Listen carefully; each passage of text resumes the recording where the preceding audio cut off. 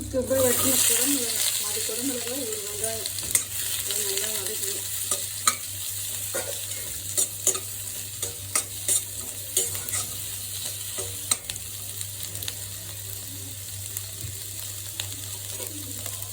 வதங்கி வந்ததும் அது பிளேட்டில் எடுத்துக்கணும்.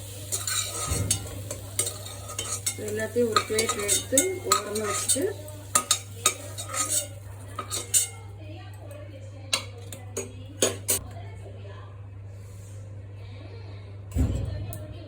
ரெண்டு டேபிள் ஸ்பூன் ஆயில் போட்டுக்கணும்.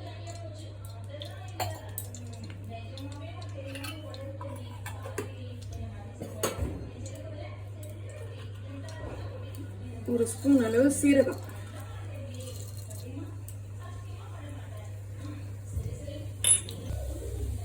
சீரகம் பொரிஞ்சதும்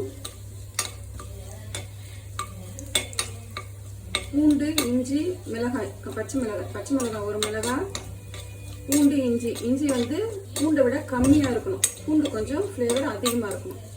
அதையெல்லாம் பெருசாக கட் பண்ணிட்டு சீரகம் பொரிஞ்சதை இதில் போட்டுடணும்.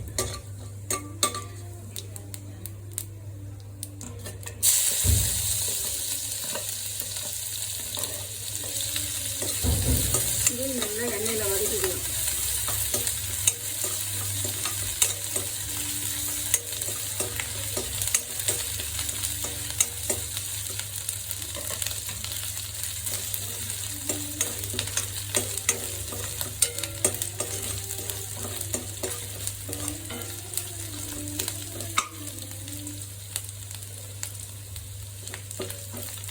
அது கூட 2 காஞ்ச மிளகாவும் போட்டு சேர்த்துக்கணும்.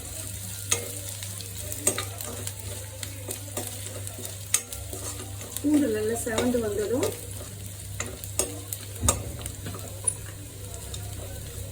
ஒரு ஸ்பூன் முழு மல்லி, முழு தனியா, ஒரு ஸ்பூன் மிளகு, ஒரு காஞ்ச மிளகாய், அதை தனியாக வறுத்து நான் பொடிச்சு வச்சிருக்கேன் ஏற்கனவே. அதுலேருந்து ஒரு ஸ்பூன் போடுறேன். ஒரு 1/2 டீஸ்பூன் இதில் போட்டுக்கிறோம். 1/2 டீஸ்பூன் நம்ம இறக்கும்போது போடணும்.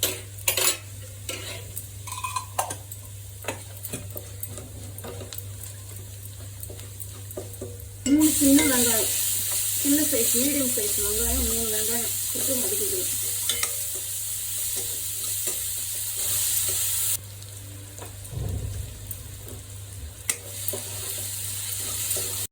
தக்காளி 4 தக்காளி சேர்த்துக்கலாம். இந்த ஃப்ளேவர் இதுக்கு வந்து தக்காளி கொஞ்சம் கூட இருந்தால் நல்லாயிருக்கும். இந்த கடாய் பண்ணியிருக்கு.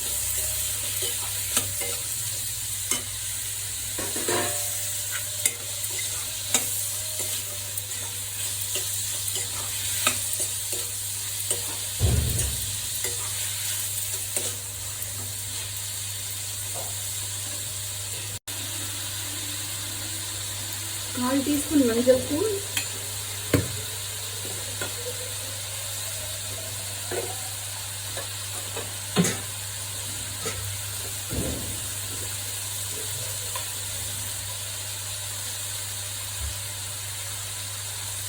ஒரு டீஸ்பூன் மிளகாய்த்தூள்.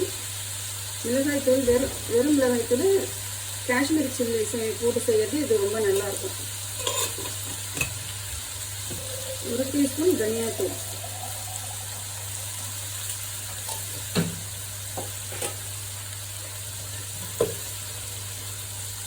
தேவையான அளவு கல்லுப்பு.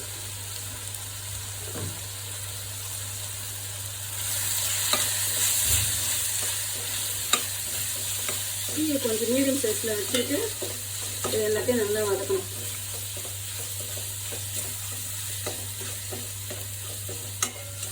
ஸ்டார்டிங்கில் நம்ம வதக்கி வச்ச பச்சை மிளகாவையும் கொஞ்சம் வெங்காயத்தையும் இதில் போட்டுக்கணும். பாதி அதையும் சேர்த்து வதக்கிடணும்.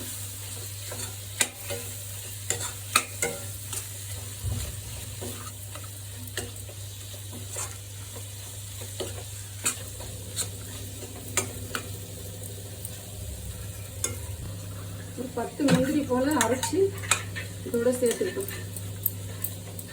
மிக்சியில் அரைச்சோம்னா அந்த மிக்சிலேயே கொஞ்சமாக தண்ணி கலந்து கொஞ்சம் தண்ணி போட்டுக்கணும்.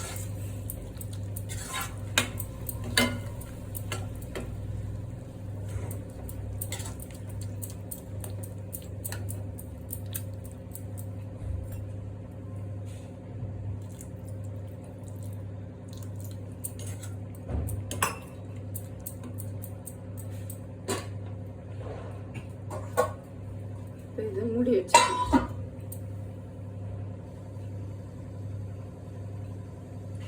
பத்து நிமிஷம் பச்சை வாடை. இடையிடையே எடுத்து கொஞ்சம் கிளறி விட்டுக்கலாம்.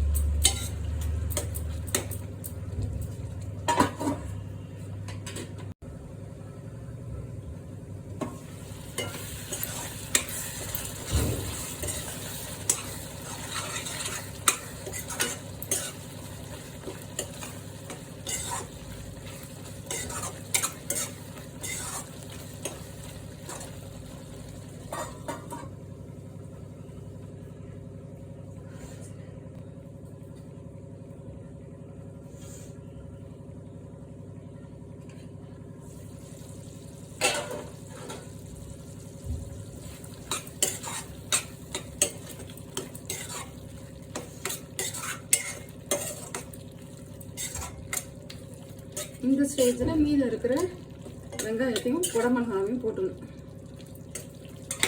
போட்டுட்டு இதை கூடவே கியூபாக வெட்டி வச்சுருக்கிற பன்னீரை போட்டுக்கணும். பன்னீர் வந்து போட்ட பிறகு ரொம்ப நேரம் வேக விடக்கூடாது, ஹார்டாகிடும்.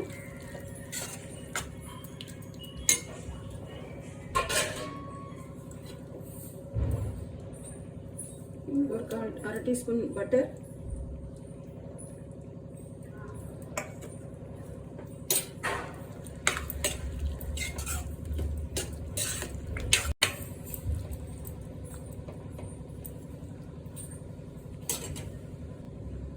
கால் டீஸ்பூன் ஜீரா பவுடர்,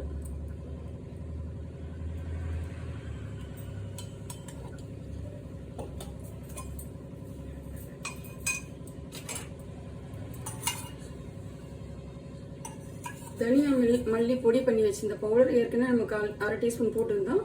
மீது அரை டீஸ்பூன் இறக்கிறதுக்கு முன்னாடி போடணும். போட்டு நல்லா கலரிவிட்டு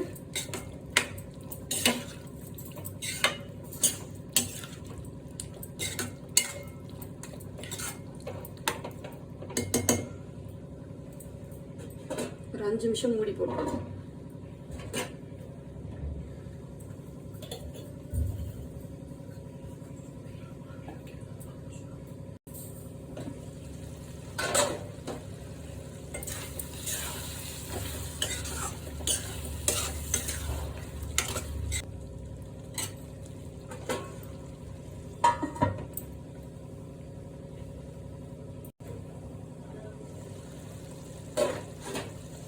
கஸ்தூரி மேத்தி ஒரு ஸ்பூன் போட்டு இது க்ரஷ் பண்ணி போடணும்.